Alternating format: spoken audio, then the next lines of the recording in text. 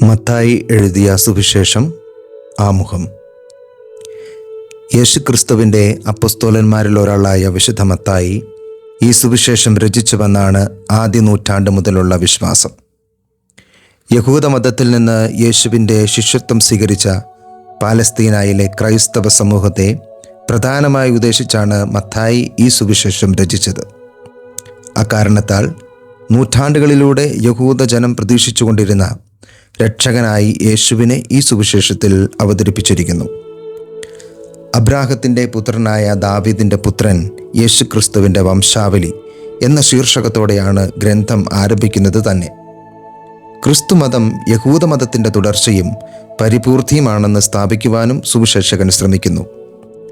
അദ്ദേഹത്തിൻ്റെ വീക്ഷണത്തിൽ യഹൂദ ജനത പ്രതീക്ഷിച്ചിരുന്ന സ്വർഗരാജ്യമാണ് യേശുവിൻ്റെ പ്രബോധനങ്ങളിലെ മുഖ്യ പ്രമേയം. ഈ സ്വർഗരാജ്യമാകട്ടെ യഹൂദരുടെ ഇടുങ്ങിയ ദേശീയ ചിന്താഗതിക്ക് അതീതമായി മനുഷ്യവർഗത്തെ മുഴുവനും ആശ്ലേഷിക്കുന്ന രക്ഷാകര പദ്ധതി ഉൾക്കൊള്ളുന്നതുമാണ്.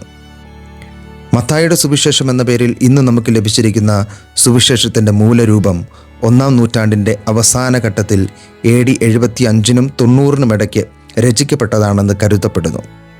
എന്നാൽ ഇതിനു മുമ്പ് തന്നെ അരമായ ഭാഷയിൽ ക്രിസ്തുവിൻ്റെ വചനങ്ങളുടെ ഒരു ശേഖരമോ സുവിശേഷം തന്നെയോ മത്തായിയുടേതായി ഉണ്ടായിരുന്നുവെന്നും പാരമ്പര്യമുണ്ട്. ഇത് വാസ്തവമായിരിക്കുവാൻ സാധ്യതയുണ്ടെങ്കിലും പ്രസ്തുത സുവിശേഷത്തിൻ്റെ കയ്യെഴുത്ത് പ്രതി ഒന്നും കണ്ടുകെട്ടിയിട്ടില്ല. മത്തായിയുടെ സുവിശേഷത്തെ നമുക്കിങ്ങനെ വിഭജിക്കാം. 1. യേശുവിൻ്റെ ജനനവും പരസ്യജീവിതത്തിൻ്റെ തയ്യാറെടുപ്പും. കന്യകയിൽ നിന്നുള്ള ജനനം, ജ്ഞാനികളുടെ ആരാധന, സ്നാപക യോഹന്നാൻ്റെ ദൗത്യം, യേശുവിൻ്റെ ജ്ഞാനസ്നാനം, മരുഭൂമിയിലെ പരീക്ഷ എന്നിവയാണ് ഈ ഭാഗത്ത് പ്രതിപാദിക്കുന്നത്. 2. യേശുവിൻ്റെ പ്രബോധനങ്ങളും അത്ഭുതങ്ങളും. പലപ്പോഴായി യേശു നൽകിയ പ്രബോധനങ്ങളുടെയും ദിവ്യവചസ്സുകളുടെയും സമാഹാരമായ ഗിരിപ്രഭാഷണം, സ്വർഗരാജ്യത്തെക്കുറിച്ചുള്ള ഉപമകൾ, വിവിധ തരത്തിലുള്ള അത്ഭുതങ്ങൾ തുടങ്ങിയവ ഇതിൽ വിവരിക്കപ്പെടുന്നു. 3. യേശുവിൻ്റെ പീഡാനുഭവവും മരണവും.